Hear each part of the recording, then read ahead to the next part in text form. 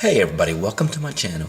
In the last video update that I did, many people noticed that I have fungus gnats and asked how I control them. So today I'm going to show you exactly how I do it. They multiply very fast, so if you see 10, you have 100 in a few days. If you let them go out of control, they're pretty annoying.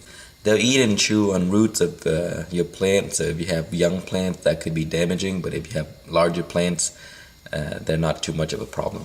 Today we're going to show you exactly how I do that. Many people use different method and use whatever works for you. This is the cheapest method for me because I use diatomaceous earth, and basically these are little particles that are really fine, but under the microscope they're very sharp, and I use them for my yard, so that's why I have them available.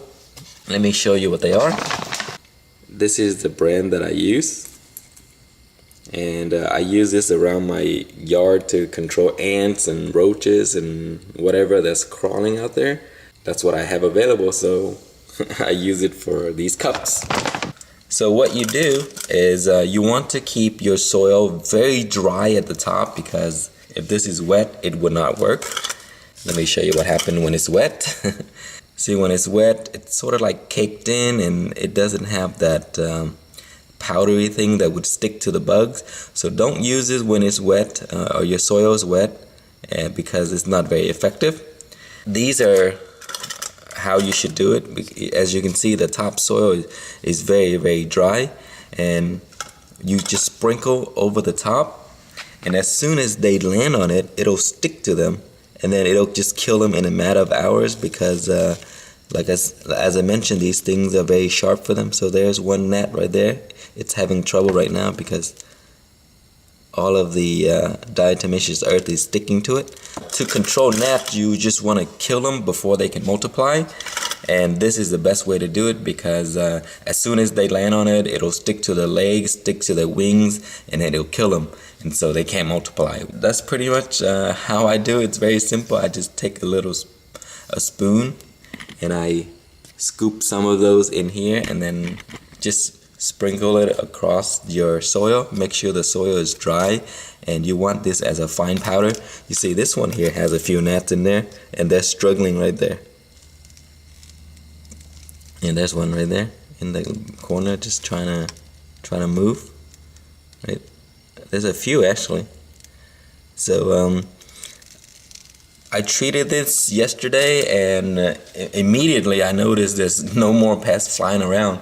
So it's pretty effective and a very cheap method. You can find this on Amazon. You can find some of this at your local Lowe's or Home Depot. Many of you may wonder how to keep this topsoil completely dry. If you have these in buckets or a container that are not the cup style, where you can lift one cup and feed it from the bottom.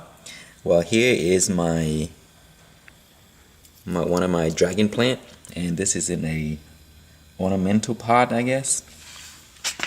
So the way I keep my topsoil clean is I just use a medicine dropper. I cut the top of it. You can cut right here, then cut the top, and then I just pour water through there, and it will feed the plant down here, and then the topsoil is completely dry. So anytime the fungus gnat land on that, they'll just get stuck with a bunch of those powder, and then it'll kill them eventually. And another way that I do this is by using these funnels. These funnels are 99 cents each, so it's pretty cheap to buy. So I got a few of them. That's in there. And then you can also use what I use on my outdoor plants, PVC pipes, and just stick it down there and feed it through the tube there. But yeah, those are just some of the simple ways to feed your plants and not get the top layer wet. That way you can control fungus gnats and they won't multiply if they can't lay eggs. That's it, guys. That's how you use it. Make sure the soil is dry. Sprinkle it on top. Put them everywhere. Use your finger to spread them out if you'd like. These are not harmful for you, but don't breathe them in. I hope this video will help you, and those that have asked in the last video, I hope this would answer your questions. And if you have any other questions, please leave it in the comment below, and thank you for watching.